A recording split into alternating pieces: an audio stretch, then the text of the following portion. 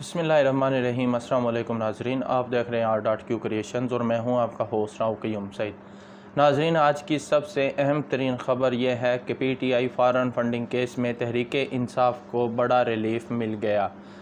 इस्लामाबाद से खबर है कि इस्लामाबाद हाई कोर्ट ने PTI फंडिंग केस का फ़ैसला 30 दिन में करने का हुक्म कल अदम करार दे दिया और कहा, उम्मीद है इलेक्शन कमीशन इंसाफ के तकाज़े पर ज़ेर इल्तवा केसेस को सुनेगा। तफसीलात के मुताबिक इस्लामाबाद हाई कोर्ट ने PTI की इंट्रा कोर्ट अपील पर महफूज फ़ैसला सुना दिया। चीफ जस्टिस जनाब अतर मिनुल्लाह साहब और जस्टिस बाबर सत्तार ने महफूज शुदा फ़ैसला सुनाया।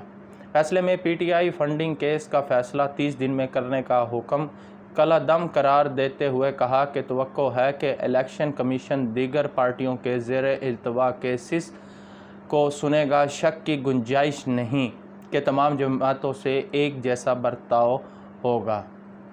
फ़ैसले में कहा गया कि अदालत उम्मीद करती है कि कार्रवाई शफाफ अंदाज में आगे बढ़ाई जाएगी। इलेक्शन कमीशन ने अभी तक कोई आर्डर पास नहीं किया। इलेक्शन कमीशन नुमाइंदे ने यकीन दहानी कराई कि बिला तफरीक कार्रवाई आगे बढ़ेगी।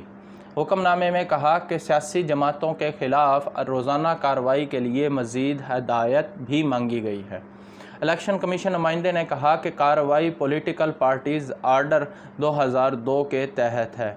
अपील कुनिंदा के ख़िलाफ़ कार्रवाई 2014 से ज़ेर इल्तवा है।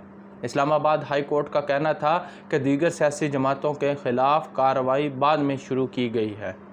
स्टेट बैंक से दीगर 3 जमातों के बारे में मालूमात तलब की गई हैं। अदालत ने तमाम जमातों की ममनुआ फंडिंग तहकीकात एक साथ करने की दरख्वास्त निपटा दी है।